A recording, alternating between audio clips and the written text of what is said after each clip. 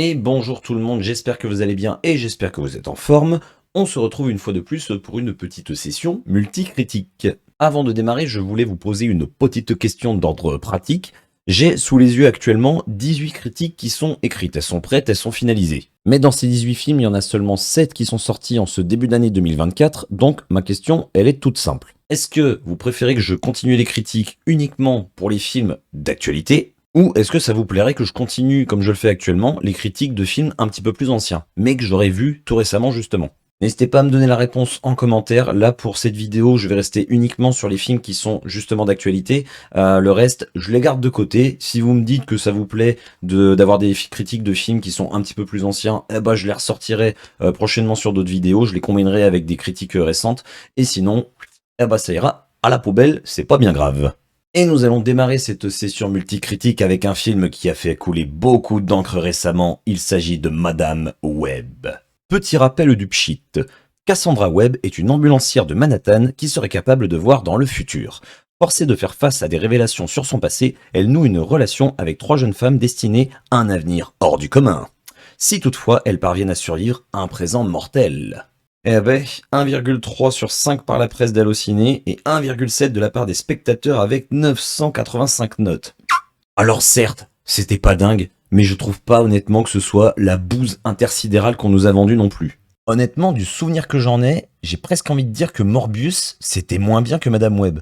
Tout le monde, ou presque, a crié au scandale en disant « Ouais, on nous a fait de la publicité mensongère », mais je trouve qu'il faut pas pousser non plus.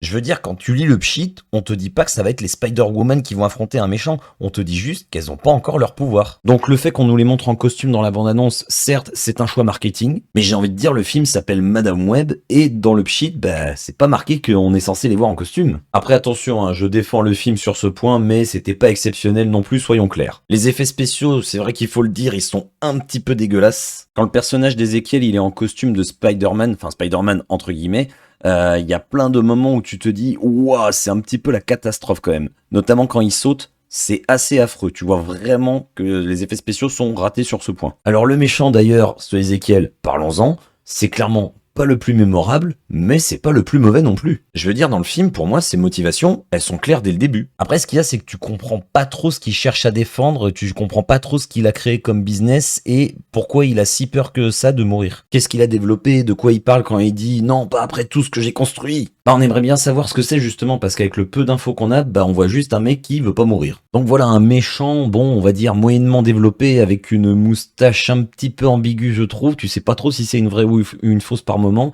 Et ça lui met un petit côté comique presque, j'ai envie de dire. Et à côté de ça, on a Dakota Johnson qui joue le rôle de Madame Web. Honnêtement, je trouve que ça allait à peu près. Je dis pas que c'était non plus extraordinaire, mais honnêtement, enfin, elle fait le boulot, enfin, elle fait ce qu'on lui demande de faire tout simplement. Après, il y en a qui ont un petit peu craché sur les liens qui ont pu être faits avec les anciens films Spider-Man.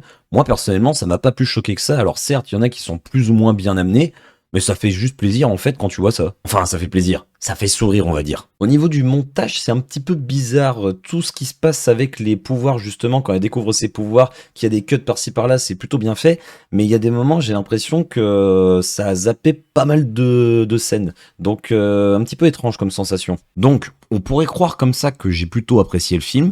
C'était pas dingue, non, mais ça mérite pas toute la haine qui se déverse dessus depuis tout ce temps. Ensuite, nous enchaînons avec le film Dali de Quentin Dupieux. Une journaliste française rencontre Salvador Dali à plusieurs reprises pour un projet de documentaire. Eh ben, c'est du Quentin Dupieux et tu le sens de suite dès les premières minutes. C'est toujours le même style d'humour un petit peu barré, enfin, je sais pas comment dire, mais tu le sens en fait quand t'es devant un film de Quentin Dupieux. Des personnages assez loufoques dans l'ensemble, des situations qui n'ont globalement aucun sens par moment. Et je sais pas comment dire, mais même dans les teintes, dans les couleurs que nous propose le film, tu sens sa patte artistique. Alors globalement, j'ai plutôt passé un bon moment, mais j'ai quand même moins aimé que Yannick et Fumé fait tousser par exemple. Les acteurs déjà, ils se valent clairement pas tous. Autant Edouard Baer et Jonathan Cohen, ils sont excellents en Dali. Par contre, à côté de ça, Pio Marmaille et Gilles Lelouch, bah on est un, voire deux, voire un petit peu plus de cran en dessous quand même. Et bizarrement, on les voit assez peu à l'écran finalement sur l'ensemble du film, donc je pense que le réalisateur a dû le sentir, ou alors c'était totalement prévu, et je dis de la merde, hein, c'est possible, mais on le sent un petit peu mine de rien. Et je trouve ça dommage parce que, quitte à switcher entre différents acteurs, bah autant en prendre qui font complètement l'affaire, ou au moins à peu près au même niveau que les autres, ça te permet comme ça bah, de justifier le coup du regardez, il y a plusieurs acteurs qui jouent Dali, parce que là, t'as vraiment l'impression que bon, il y en a deux qui sont un petit peu au-dessus, et les deux autres, bon, ils jouent quand même Dali, hein, attention, hein, on en a quatre, hein, mais bon, on les voit quand même beaucoup moins. Je sais pas trop quoi dire d'autre, je suis pas du tout un expert du cinéma de Quentin Dupieux, et c'est compliqué d'expliquer un film comme ça, en tout cas pour moi. Moi, pour moi, l'humour qu'il y a dans ces films, c'est un humour du genre t'adhères ou t'adhères pas. Dans tous les cas, je pense globalement que ça plaira aux aficionados du cinéma de Quentin Dupieux. Film suivant qui est un biopic, il s'agit de Bob Marley, One Love. Bob Marley, One Love célèbre la vie et la musique d'une icône qui a inspiré des générations à travers son message d'amour et d'unité. Pour la première fois sur grand écran, découvrez l'histoire puissante de Bob Marley, sa résilience face à l'adversité, le chemin qu'il a amené à sa musique révolutionnaire. Alors, ne connaissant pas vraiment, voire même assez peu finalement l'histoire de Bob Marley, en dehors du foot, de son cancer et des petits ouinges, bah, sur l'instant T, je dois reconnaître que j'ai plutôt passé un bon moment. Mais après avoir fait mes petites recherches, bah, je me suis rendu compte que finalement, il y avait pas mal de petites choses qu'on avait soit modifiées, ou alors on en avait fait abstraction dans le film, alors que c'était quand même des points plutôt importants de sa vie qui se sont passés justement à la période où se déroule le film. Et du coup, je pense que ça a un petit peu le même effet que le film Bohemian Rhapsody. Moi, personnellement, le film en lui-même, je l'ai pas trouvé nul, hormis le montage qui était un petit peu catastrophique, on va dire, mais avec le recul, connaissant l'histoire de Queen, en fait, quand j'étais devant le film, j'étais bah non, bah non, bah non. Donc en soi, enfin pour moi, c'est plus, je pense, ce genre de film qui s'adresse un peu aux gens comme moi, qui voudraient découvrir Bob Marley, mais en fait, l'histoire qu'on te raconte, elle est pas tout à fait bonne. C'est assez bizarre dit comme ça. Par exemple, j'ai appris qu'il avait bel et bien entretenu une relation avec une Miss Monde et que ça avait duré même assez longtemps cette relation et que c'était même d'ordre public. Dans le film, on aperçoit juste la Miss Monde en question sur un ou deux plans, mais c'est tout. Mais c'est assez bizarre tout ça, étant donné que c'est une partie de la famille qui a produit le film. Ah ouais, je pense qu'il y a des petites choses malheureusement qui leur ont pas fait plaisir et qu'ils avaient pas envie de mettre dans le film, mais c'est dommage parce que en fait pour moi ça dénature complètement le personnage en lui-même et même l'œuvre de manière générale. Autre point, et celui-là c'est pareil, quand tu le sais, ça te change quand même pas mal de choses sur la vision du film. Bob Marley, de ce que j'ai pu lire en coulisses, c'était quelqu'un qui était finalement assez froid, avec les sourcils plutôt froncés globalement, alors que dans le film, on te le montre comme quelqu'un d'hyper jovial du début à la fin. Et c'est la même chose vis-à-vis de son comportement par rapport à une personne de son entourage. Je vais pas spoil, mais dans le film, il y a quelqu'un de son équipe qui lui fait une petite crasse, voire même une grosse crasse, et du coup, il se prend juste une petite tatane et au revoir, merci, ciao. Alors que dans la vraie vie, ça s'est pas du tout passé comme ça. Le gars, il l'a maintenu quand même suspendu au-dessus d'une fenêtre avant qu'il avoue tout et que du coup, bon voilà, je vais pas spoil, mais voilà, vous avez compris l'idée. Donc en termes de comportement, c'est pas vraiment la même chose. Donc voilà, c'est encore un biopic qui prend un petit peu des libertés, même pas mal de libertés. C'est un petit peu dommage, je trouve, par rapport à l'histoire de Bob Marley. Après, comme je vous le disais, malgré tout, moi qui n'y connaissais pas grand-chose, sur l'instant T, j'ai quand même passé un moment plutôt sympathique. Nous passons au film suivant, il s'agit de Sans jamais nous connaître. À Londres, Adam vit dans une tour où la plupart des appartements sont inoccupés. Une nuit, la monotonie de son quotidien est interrompue par sa rencontre avec un mystérieux voisin, Harry. Alors que les deux hommes se rapprochent, Adam est assailli par les souvenirs de son passé et retourne dans la ville de banlieue où il a grandi. Arrivé devant sa maison d'enfance, il découvre que ses parents occupent les lieux et semblent avoir le même âge que le jour de leur mort il y a plus de 30 ans. Comme je l'avais dit, c'est un film que j'attendais beaucoup, la bande-annonce m'avait donné vachement envie, et quand je suis ressorti de ma séance, j'étais un petit peu perdu en fait. Je savais pas trop quoi penser de ce que je venais de voir et honnêtement, je pense justement qu'il faudrait que je le revoie pour me conforter un petit peu dans mon idée. Là comme ça, mon ressenti c'est que c'est un bon, voire un très bon film, mais qui prend vraiment sens au niveau de l'intrigue, au niveau de certains points de l'intrigue, une fois que tu le revois une deuxième fois. Alors vous allez me dire comme beaucoup de films, mais là c'est un petit peu différent. En fait, t'as une révélation qui arrive vraiment à la toute fin du film et il remet en question pas mal de choses de ce que t'as vu précédemment justement. Et du coup, je suis pas sûr d'avoir bien compris justement ce qu'on voulait nous faire comprendre à travers ce film. Comme je l'avais dit après avoir vu la bande-annonce, c'est très très beau visuellement. Malgré un grand nombre de séquences qui se passent en intérieur, il y a un énorme travail qui a été fait au niveau de l'éclairage, au niveau de la luminosité. Et du coup, je trouve que ça apporte un vrai charme visuel à l'œuvre. Le casting est globalement bon, les acteurs jouent plutôt juste. J'ai juste une toute petite réticence pour Andrew Scott qui tout au long du film a un sourire un petit peu bizarre, un mélange entre un sourire narquois et un sourire gêné, tu sais pas trop. C'est un film sur le deuil et le thème est, je trouve, très bien abordé et en plus de ça, original dans sa façon de procéder. À côté de ça, on a les musiques qui sont de superbe qualité. Non, franchement, il y a que la fin qui me laisse un petit peu perplexe, mais quand je le dis, c'est même pas forcément dans le mauvais sens en fait. C'est juste que le film prend vraiment une toute autre tournure dans les 5 dernières minutes. T'as un truc qui te tombe dessus d'un coup, tu t'y attends absolument pas, en tout cas moi personnellement, et là tu restes un petit peu bouche bée parce que bah limite tu changes de genre de film en fait. Et comme tout le reste du film était assez différent, c'est pour ça que je vous disais, tu ressors à la fin, bah t'essaies de te remettre un petit peu de ce qui t'est tombé dessus et t'essaies de digérer un petit peu tout ça. Donc ma conclusion, c'est un film vachement intéressant, et ouais j'ai plutôt envie de dire je vous le recommande. Film suivant, il s'agit du Royaume des Abysses.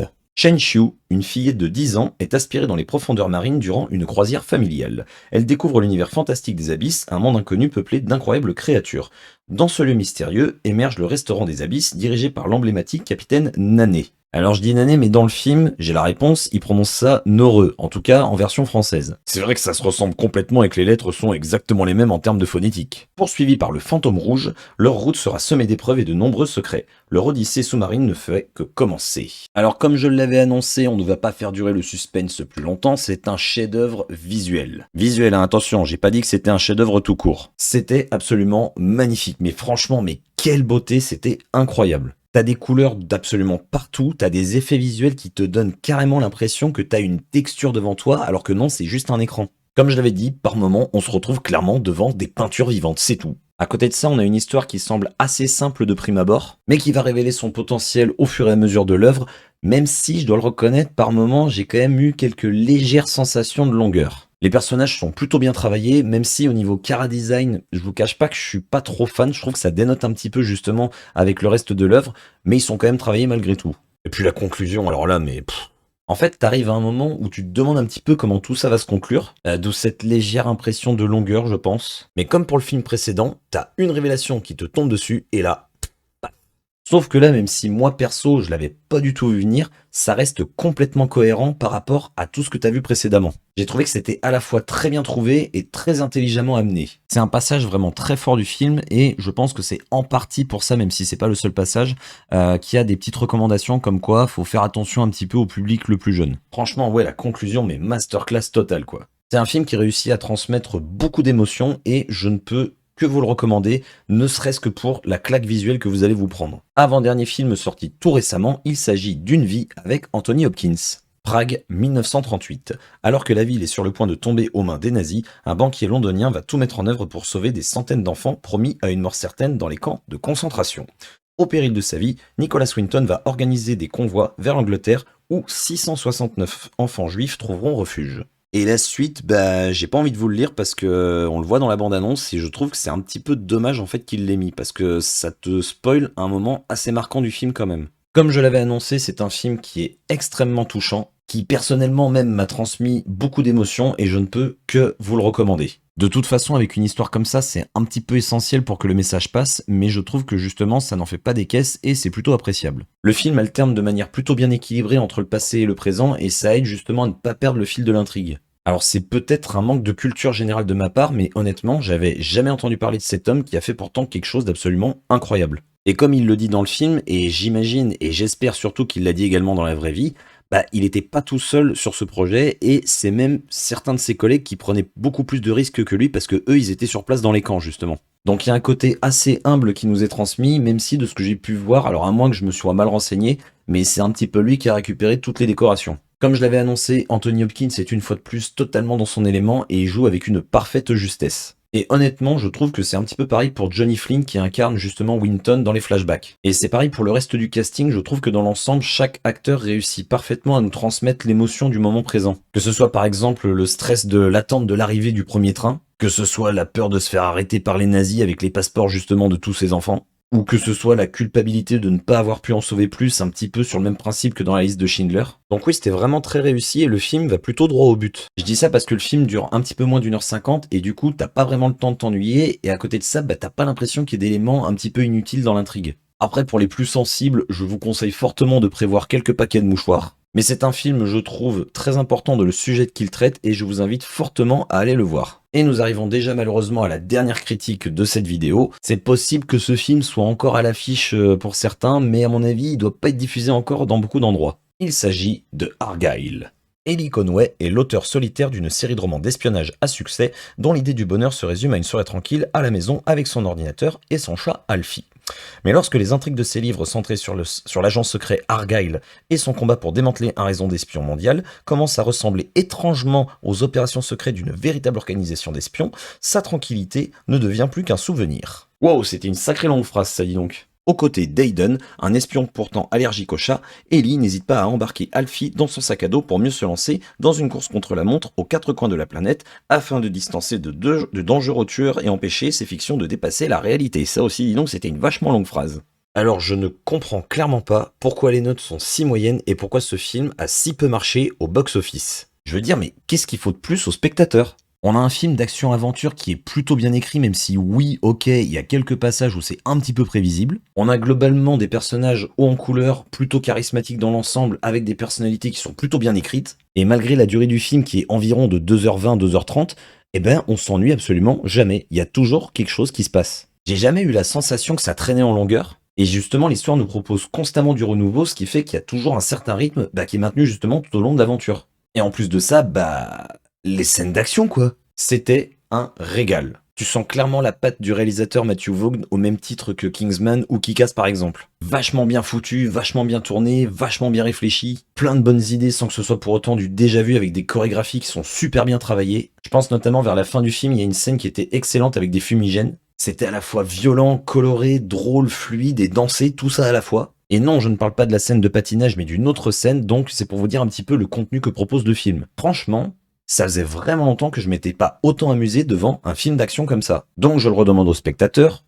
pourquoi ? Qu'est-ce qu'il vous faut ? Qu'est-ce que vous voulez de plus ? On sent vraiment que toute l'équipe y a mis ses tripes clairement. Et en plus de ça, on a droit vraiment à un super casting je trouve. Le duo Bryce Dallas Howard et Sam Rockwell fonctionne super bien. Tu sens qu'ils se sont fait vraiment super plaisir dans ce qu'ils ont tourné, et si c'est pas le cas et que je dis de la merde, eh ben justement ça veut dire qu'ils ont plutôt bien joué.